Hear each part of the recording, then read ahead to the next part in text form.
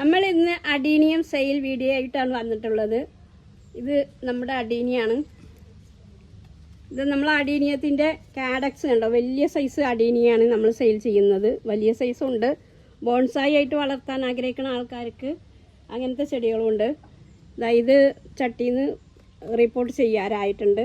ഇതിൻ്റെ കാഡക്സ് കണ്ടോ.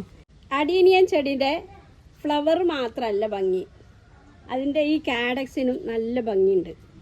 അപ്പോൾ ഈ കാഡക്സ് ഇങ്ങനെ ഉയർന്നു നിൽക്കുമ്പോൾ അത് എത്രമാത്രം ഉയർന്നു വരുന്നോ അത്രമാത്രം അഡീനിയം ചെടിക്ക് ഭംഗി കൂടും. അപ്പോൾ അതുപോലെ ഇതും നമുക്ക് സെയിലിനായിട്ടുള്ള അഡീനിയാണ്. പിന്നെ നമുക്ക് ബോൺസായി ആയിട്ട് വളർത്താൻ ഉദ്ദേശിക്കുന്നവർക്കുള്ള അഡീനിയും ഉണ്ട്.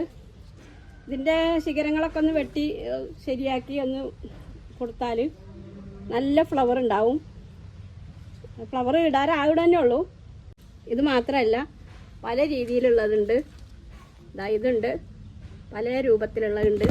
പിന്നെ നമുക്ക് മെയിനായിട്ട് കൊമ്പ് കുത്തിയിട്ട് ശിഖരം നമ്മൾ കൊമ്പ് മുറിച്ച് കുത്തിയിട്ടുണ്ടായ അഡീനിയാണിത്. വേണ്ടോ, കൊമ്പ് കുത്തിയാലും നമുക്ക് ഇങ്ങനത്തെ അഡീനിയം കിട്ടും. ഇത് വേറൊരു ബോൺസായി അഡീനിയം. ഇത് നമ്മൾ ഇങ്ങനെ തന്നെ ഇതിൻ്റെ ഈ കാഡക്സ് ഉയർത്തിക്കൊണ്ട് തന്നെ നമ്മൾ റിപ്പോർട്ട് ചെയ്യണം. ഇതൊക്കെ ഭംഗിയുള്ള കാഡക്സുകളായിട്ട് രൂപാന്തരപ്പെടും.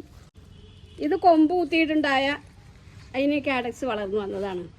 ഇത് നമ്മൾ കൊമ്പാണ് കുത്തിയിട്ടുള്ളത്. കൊമ്പ് കുത്തിയിട്ട് അതിന് കാഡക്സ് ഇങ്ങനെ വളർന്നു വന്നതാണിത്. ഇത് ഞാൻ എടുത്ത് കാണിച്ചു തരാം.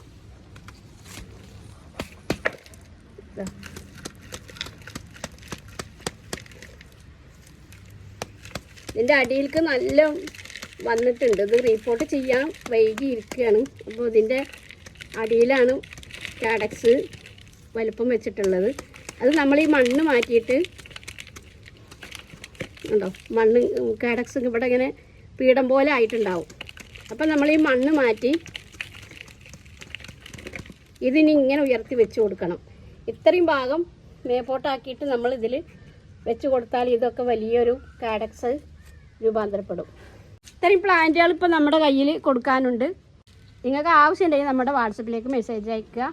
നിങ്ങളുടെ ഫ്രണ്ട്സിനൊക്കെ ഒന്ന് ഷെയർ ചെയ്ത് കൊടുക്കുക. നമ്മുടെ ചാനലൊന്ന് സബ്സ്ക്രൈബ് ചെയ്യുക.